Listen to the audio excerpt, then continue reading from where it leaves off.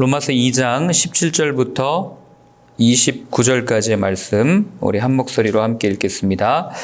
유대인이라 불리는 내가 율법을 의지하며 하나님을 자랑하며 율법의 교훈을 받아 하나님의 뜻을 알고 지극히 선한 것을 분간하며 맹인의 길을 인도하는 자요 어둠에 있는 자의 빛이요 율법에 있는 지식과 진리의 모본을 가진 자로서 어리석은 자의 교사요 어린아이의 선생이라고 스스로 믿으니 그러면 다른 사람을 가르치는 내가 내 자신은 가르치지 아니하느냐? 도둑질하지 말라 선포하는 내가 도둑질하느냐? 간음하지 말라 말하는 내가 간음하느냐? 우상을 가증히 여기는 내가 신전 물건을 도둑질하느냐? 율법을 자랑하는 내가 율법을 범함으로 하나님을 욕되게 하느냐? 기록된 바와 같이 하나님의 이름이 너희 때문에 이방인 중에서 모독을 받는도다. 내가 율법을 행하면 할례가 유익하나 만일 율법을 범하면 내 할례는 무할례가 되느니라. 그런즉 무할례자가 율법의 규례를 지키면 그 무할례를 할례와 같이 여길 것이 아니냐? 또한 본래 무할례자가 율법을 온전히 지키면 율법 조문과 할례를 가지고 율법을 범하는 너를 정죄하지 아니하겠느냐? 무릇 표면적 유대인이 아니요 표면적 육신의 할례가 아니니라. 오직 이면적 유대인이며 할례는 마음에 할지니 영에 있고 율법 조문에 있지 아니한 것이라. 그 칭찬이 사람에게서가 아니요 다만 하나님에게서니라. 아멘. 어제에 이어서 계속해서 바울은 유대인들을 대상으로 말씀을 계속해서 권면하는 말씀을 하는 것들을 보게 됩니다. 17절을 다시 한번 읽어보겠습니다. 유대인이라 불리는 내가 율법을 의지하며 하나님을 자랑하며. 바울은 그들을 지칭할 때 뭐라고 얘기하냐면 유대인이라 불리는 내가라고 분명하게 이야기합니다. 하나님께서 원래 이들을 부르셨던 호칭은 유대인이 아니었습니다. 하나님께서 원래 부르셨던 호칭은 야곱을 불러서 그 아들 12아들을 통해서 민족을 이루겠다라고 말씀하시면서 야곱의 이름을 이스라엘로 바꿔주셨어요.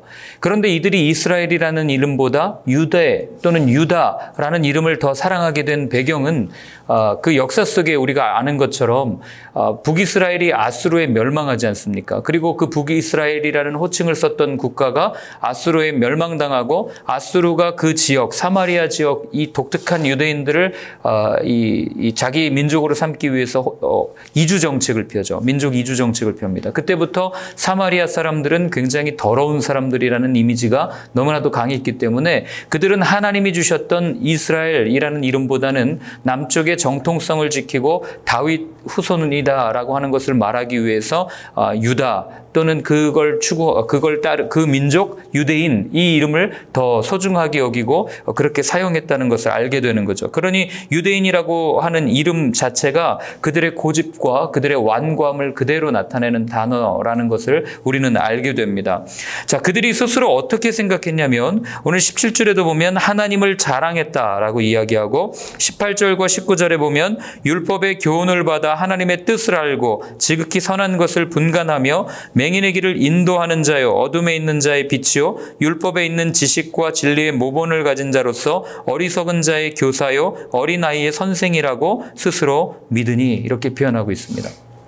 스스로 하나님을 자랑하는 삶을 살았고 스스로 하나님의 뜻을 안다고 이야기했고 그리고 스스로 인도자가 되었고 교사와 선생이 되었다라고 이야기를 합니다. 누가 옆에서 인정해 준 게 아니라 스스로 자칭 그렇게 했다고 바울은 분명하게 이야기합니다. 즉 그릇된 정체성으로 자신의 사명을 잊었던 유대인들의 모습을 바울이 그대로 이야기하는 것들을 보게 됩니다.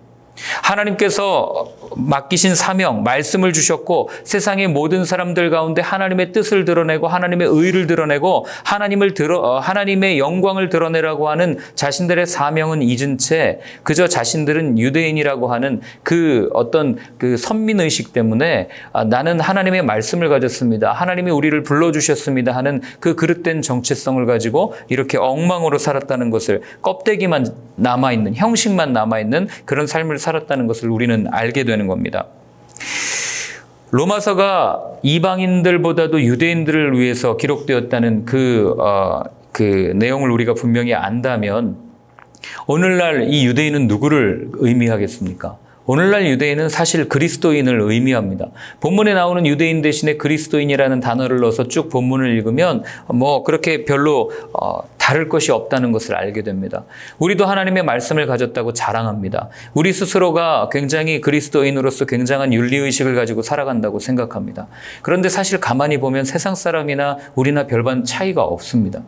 그런데 우리는 그걸 인정하지 않고 나는 말씀을 가졌으니까, 나는 그래도 어려서부터 예수님을 믿어왔으니까 나는 남다른 기준을 가지고 있어라고 생각하지만 그것이 얼마나 잘못된 생각인지를 바울이 로마서를 통해서 계속해서 이야기하는 것들을 보게 됩니다.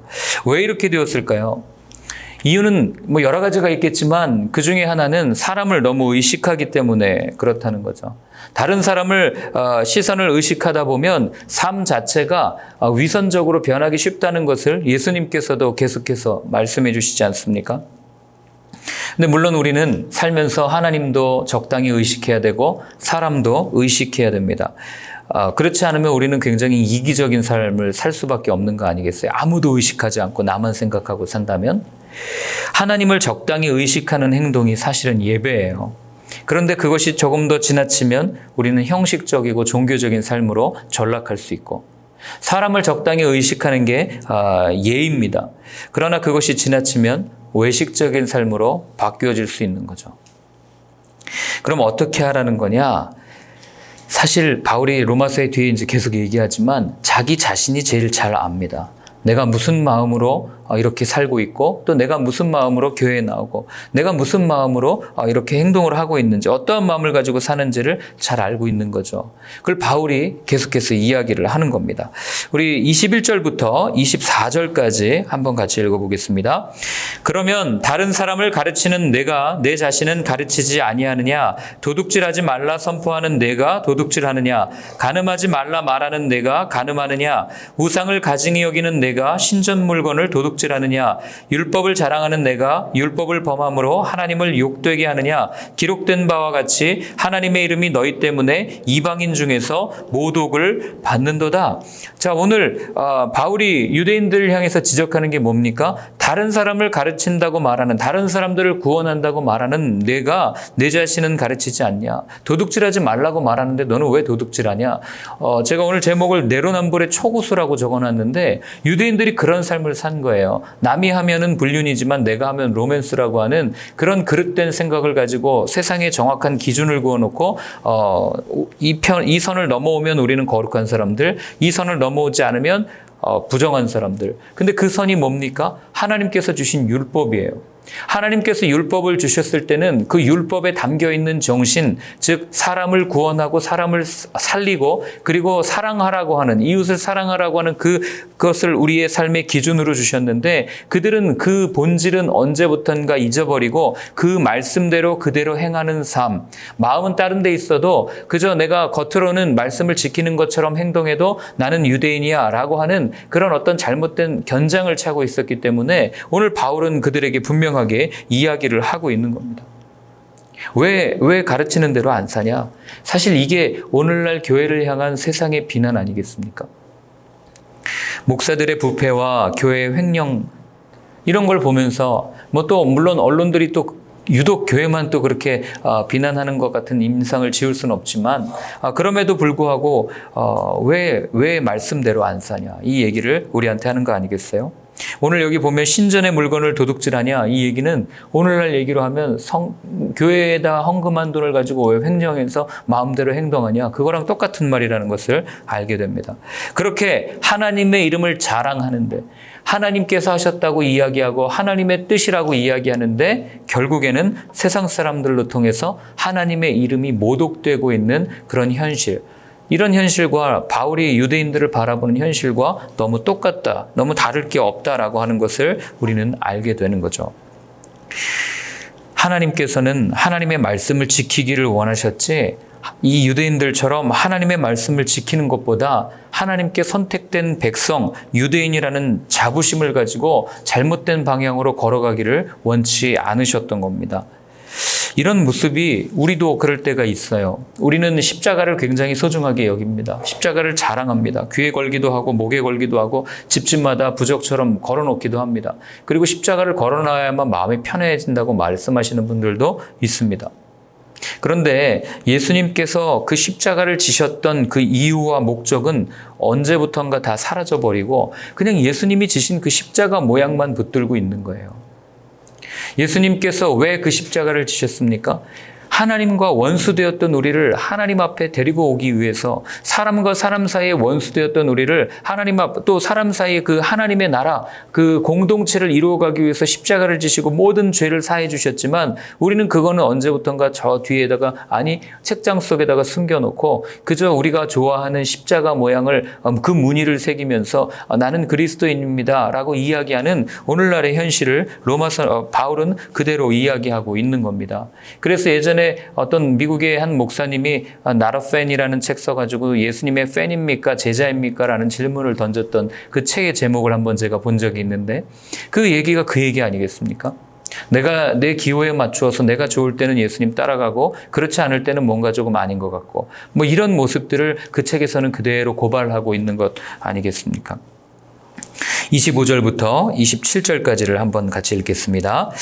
내가 율법을 행하면 할례가 유익하나 만일 율법을 범하면 내 할례는 무할례가 되느니라. 그런즉 무할례자가 율법의 규례를 지키면 그 무할례를 할례와 같이 여길 것이 아니냐.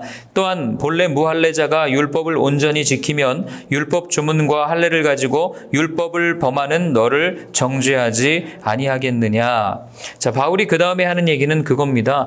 율법을 가지고 있고 할례를 받았다고 얘기하는데 그 율법을 어기면 그 율법을 가지지 않은 이방인들, 할례를 받지 않은 이방인들이 당신들을 보면서 정죄하지 않겠습니까? 그 이야기를 하고 있는 겁니다. 가졌으면 똑바로 지키십시오. 그 얘기를 하는 거죠. 복음을 가졌으면, 율법을 가졌으면 그 가진 대로 살아가십시오. 율법이 말하는, 복음이 말하는 그 사랑의 정신, 그 정신을 가지고 세상 가운데 나아가서 섬기십시오. 그 이야기를 바울이 하고 있는 겁니다.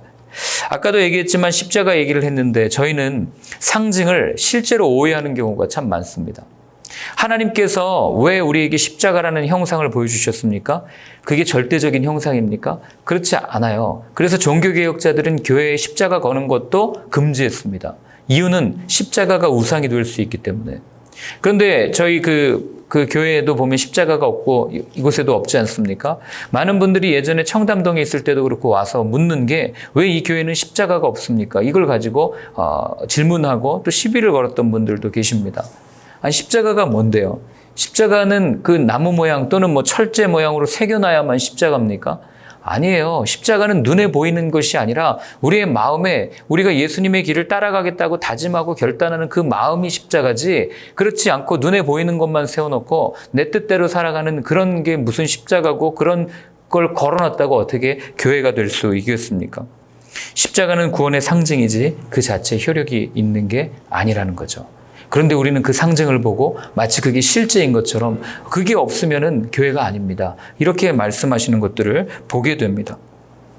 얼마나 바울의 입장에서 보면 답답하고 그랬을지 모르겠어요. 유대인들이 그랬거든요. 할례가 무엇입니까? 하나님의 백성이라는 표식이에요. 하나님의, 나는 어려서부터 하나님을 따릅니다라고 하는 그 자신들의 사인이었습니다. 그리고 그들에게 또한 그 율법은 무엇이었습니까? 하나님이 우리를 지키시고 계시고 하나님의 말씀대로 살아간다고 하는 자기들의 정체성을 부여해주는 그런 말씀이었다고요. 그 자체로는 어떤 효력도 없어요. 여러분 가지고 있는 성경책이 그게 무슨 효력이 있겠어요? 그거 가지고 딱지 접는다 한들 하나님이 분노하겠습니까? 절대 분노하지 않아요. 그 말씀을 지키지 않는 삶을 보고 분노하시고 그 말씀대로 살지 않는 것에 대해서 하나님 불편해하시지, 그 성경책 베고자고 집어 던진다고 해서 하나님 분노하십니까? 이렇게 말할 이유가 전혀 없는 거라는 거죠. 오늘날 우리가 오해하는 것 중에 하나가 세례도 마찬가지예요. 여기 할례 얘기가 나오니까 세례 얘기를 조금 드리겠습니다. 우리는 분명히 세례 받으면 분명히 신앙생활에 유익이 있습니다. 그렇죠? 세례 받는 순간 우리는 내가 이제 그리스도인으로 살겠습니다 하는 내 결단이기 때문에 그래요. 그런데 세례의 원래 의미는 뭡니까? 성경을 통해서 보면 두 가지로 우리가 생각할 수 있는데, 하나는 끊임없이 나라고 하는 내 가치, 내 자신, 내 뜻을 추구하던 삶을 십자가에 못 박고 이제는 내가 그리스도로 인해서 살겠습니다. 주님께서 지신 십자가를 지고 내가 걸어가겠습니다. 그 결단 아니겠습니까? 그래서 세례는 우리가 십자가에서 온전히 죽는 장례식이에요. 그리고 또한 세례는 이제 내가 그렇게 온전히 죽고 주님, 예수님을 나의 신랑으로 모시고 살겠습니다라고 하는 어떤 결혼식을 의미합니다. 그런데 온전히 죽지도 않고 결혼만 하려고 하니 이게 계속 갈등이 생기고 트러블 생기는 거 아니겠어요? 그런데 그런 세례를 우리는 안 받으면, 이제 그 세례 교육하다가 그렇게 말씀하시는 분의 이야기를 들은 적이 있어요. 세례 안 받으면 지옥 가나요? 이렇게 물어보시더라고요. 아버님이 병상에 계셔서 세례를 못 받으셨는데 세례를 좀 받으면 안 되겠습니까? 세례 받으면 좋죠. 그런데 본질적으로 원칙적으로 말씀드리면 세례 안 받는다고 해서 구원받는데 전혀 지장이 없습니다. 구약시대에 할례 받지 않은 이방인들은 다 죽었을까요? 아니요. 이방인들도 하나님이 구원하신 것을 우리는 알게 됩니다. 그렇기 때문에 할례 또는 세례는 하나님께서 우리에게 주신 표식이고, 그리고 내가 그것을 행함으로 내가 주님을 온전히 따르겠습니다라고 하는 나의 결단이고 나의 의지고 그에 대한 어떤 표식이지, 그것이 구원으로 이끄는 어떤 도구가 아니라는 것을 분명히 우리가 생각해야 되는 거죠. 그럼 우리는 세례 왜 받습니까? 세례 받을 때 거기에는 또 따르는 유익이 있기 때문에 그래요. 어떤 유익입니까? 여러분, 세상에서 나는 이 세상의 가치관 가운데 주님을 끝까지 따르겠습니다 하는 그 결단이 하나님 보시기에 안 기쁘시겠습니까? 그죠? 구원과 별개로 그렇게 그리스도를 닮아 살아가는 삶의 모습을 하나님께서 안 원하시겠냐고요. 그래서 우리가 그런 측면으로 생각하면 동일하게 바울이 유대인들을 바라보면서 할례에 대해서 이야기하는 것들을 우리는 생각하게 됩니다. 세례라는 형식에 너무 구애받지 마시기 바랍니다. 뭐 2번, 3번 받아서 무슨 의미가 있겠어요? 그렇죠? 내가 지금부터 살기로 결단하면 되죠. 물론 저도 세례를 3번 받았습니다. 군대 있을 때 치킨 준다고 해서 가고 햄버거 준다고 해서 가고 뭐 이렇게 해서 받긴 했지만, 형식만큼 본질이 중요하다는 것을요, 여러분, 이 말씀을 우리는 예수님이 하신 거라고 알고 그렇게 생각하지만, 하나님께서 할례를 처음부터 말씀하실 때부터, 아니 광야에 있는 이스라엘 백성들이 그곳에 있을 때부터 할례가 무엇인지 분명하게 이야기해 주십니다. 하나만 찾아보겠습니다. 신명기 10장 16절이에요. 네, 신명기 10장 16절. 광야에 있는 이제 가나안 입성을 앞둔 2세대에게, 아니 사실은 레위기에도 이 말씀이 있거든요. 광야의 1세대 그리고 2세대에게 동일하게 하나님이 모세를 통해서 주신 말씀입니다. 함께 읽겠습니다. 그러므로 너희는 마음의 할례를 행하고 다시는 목을 곧게 하지 말라. 이미 이때부터 하나님께서는 할례가 무엇인지 어디에 해야 되는지를 분명하게 이야기해 준 거죠. 말씀을 가졌다고, 할례를 받았다고 몸에 내가 그렇다고 하나님의 구원을 받은 백성이다가 아니라, 할례는 마음에 받는 것이고 내 삶으로 하나님을 따를 때 그게 구원받은 사람의 삶입니다라고 분명하게 말씀해 주셨어요. 예레미야도 동일하게 이야기합니다. 당시에 남유다에 자신들은 하나님의 선민, 하나님의 거룩한 선택된 백성이라고 생각하고 아무리 많은 이방 민족들이 쳐들어와도 우리는 멸망당하지 않을 겁니다라는 이런 잘못된 자부심, 잘못된 생각을 가지고 있던 그들에게 예레미야가 이렇게 선포합니다. 곧 애굽과 유다와 에돔과 암몬 자손과 모압과 및 광야에 살면서 살적을 깎은 자들에게라. 무릇 모든 민족은 할례를 받지 못하였고 이스라엘은 마음에 할례를 받지 못하였느니라. 하나님께서는 어떠한 삶을 원하시는지 성경 전체를 통해서 우리한테 말씀을 해주시는 겁니다. 그래서 바울이 하는 말이 28절과 29절이에요. 한번 같이 읽겠습니다. 무릇 표면적 유대인이 아니요 표면적 육신의 할례가 아니니라. 오직 이면적 유대인이며 할례는 마음에 할지니 영에 있고 율법 조문에 있지 아니한 것이라. 그 칭찬이 사람에게서가 아니요 다만 하나님에게서니라. 아멘. 바울이 하는 얘기예요. 무릇 표면적 유대인, 너네들 겉으로 유대인이라고 하는데 그게 유대인이 아니다. 표면적 육신의 할례 받았다고 그게 할례가 아니라 오직 이면적 유대인, 마음의 할례를 받은 사람이 진짜 유대인이고, 그 율법 조문에 있는 게 아니라 하나님께서 부어주시는 그 영에 있습니다라고 분명하게 이야기를 합니다. 유대인 대신에 그리스도인 넣어서 읽으면, 그리고 할례 대신에 세례를 넣어서 읽으면 똑같아요. 무릇 표면적 그리스도인이 아니요 표면적 육신의 세례가 아니니라. 오직 이면적 그리스도인이며 세례는 마음에 할지니 영에 있고 성경책에 있지 아니한 것이라. 이렇게 우리는 그대로 번역해서 읽을 수가 있는 겁니다. 왜냐하면 왜 겉으로 드러나는 모습이 진짜가 아니라 이 안에 있는 것이 드러나는 것이 진짜냐면 사람에게 보이는 것이 아니기 때문에 그렇다라고 바울은 결론을 내립니다.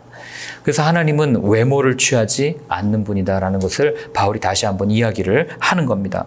육식적으로 아브라함의 후손이기 때문에 선택된 백성이 아니라 아브라함을 선택하시고 구원의 길을 시작하신 그분을 믿는 사람이 진짜 선택된 백성이다. 이 이야기를 반복적으로 하는 것입니다. 이거를 우리가 살아내지 못하고 이들과 똑같이 산다면 우리도 역시 주일에는 교회를 가고 또 예배를 드리고 또 하나님을 믿는다고 입으로는 말하는 그리스도를 믿는다고 이야기하는 그리스도인인 척하면서 살아갈 수 있습니다. 그러나 오늘 바울이 이들에게도 그랬고 또 2000년이 지난 오늘을 사는 우리에게도 동일하게 던져주는 그 귀한 말씀은 겉으로 그리스도인으로 사는 것도 중요하지만 그러나 그 마음 가운데 말씀을 따라 사는 삶도 중요하다. 그걸 이야기하는 거죠. 우리는 이렇게 이걸 잘못 받아들이면 겉으로 사는 모습은 또 대충 살아도 됩니까? 그렇게 이야기할 수 있어요. 그러나 성경 전체를 보셔야 됩니다. 야고보서는 행함을 이야기합니다. 그렇죠? 그리고 예수님도 뭐라고 그래요? 마태복음 23장에 바리새인들을 향해서 화를 선포할 때 너네들은 어떻게 박하와 회양과 근처의 11조는 드리면서 그것보다 더 중요한 바 믿음과 긍휼과 정의와 사랑은 버렸냐 그렇게 얘기해요. 그럼 우린 거기까지 읽으면 그래 믿음과 사랑과 긍휼과 정의가 더 중요하구나 생각할 수 있지만 그 다음에 예수님이 하신 말씀 끝까지 들어야 됩니다. 뭐라고 그러십니까? 이것도 행하고 저것도 행해야 하리라. 그래서 여러분 믿음과 행동은 분리할 수가 없는 거예요. 내 마음에 있는 게 그대로 행동으로 드러나기 때문에 그리고 내 행동으로 드러나는 게 내 안에 담겨 있기 때문에 이게 분리되면 분리될수록 우리는 위선자라는 말을 듣게 될 것이고 그런 위선을 가장 싫어하시는 분이 하나님이시다. 이것만 오늘 기억하는 하루가 되셨으면 좋겠습니다. 오늘 함께 같이 기도할 때 우리 이렇게 한번 기도했으면 좋겠습니다. 하나님, 혹시 내가 내로남불로 살았던 것은 아닙니까? 나는 말씀을 가지고 있다고, 나는 믿음을 가지고 있다고, 나는 그리스도인이라고 생각하면서 살아왔는데 그런데 바울이 그들을 향해서 이야기했던 것처럼 어쩌면 우리가 마음의 할례를 받지 못했던 저의 삶은 아니었는지 다시 한번 돌아봅니다. 하나님, 오늘 십자가 앞에 다시 한번 서게 하시고 내 육신의 할례가 아니라 마음의 할례를 주님 앞에 할례를 받겠다고 드리는 그런 나의 삶이 되게 하여 주옵소서. 우리 한번 같이 기도하겠습니다.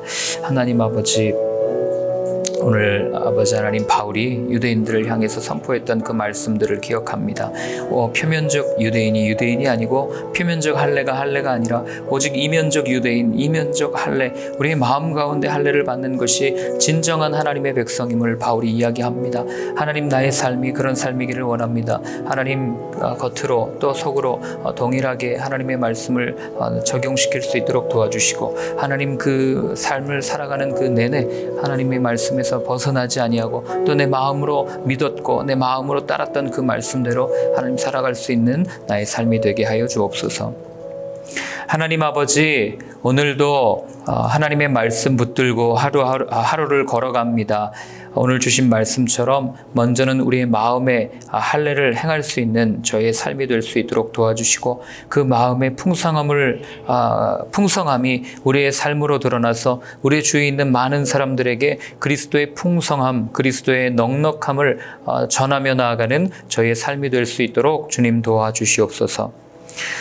이제는 십자가에서 우리에게 영원하고 또 넉넉하고 그 풍요로운 영광을 허락해 주신 예수 그리스도의 크신 은혜와 하나님 아버지의 사랑과 성령님의 인도하심이 육신의 할례가 아니라 마음의 할례를 받겠다고 이제는 이 마음으로 하나님의 말씀을 온전히 따르겠다고 다짐하는 모든 분들 머리 위에 이제로부터 영원까지 늘 함께 하여 주옵시기를 간절히 축원하옵나이다. 아멘.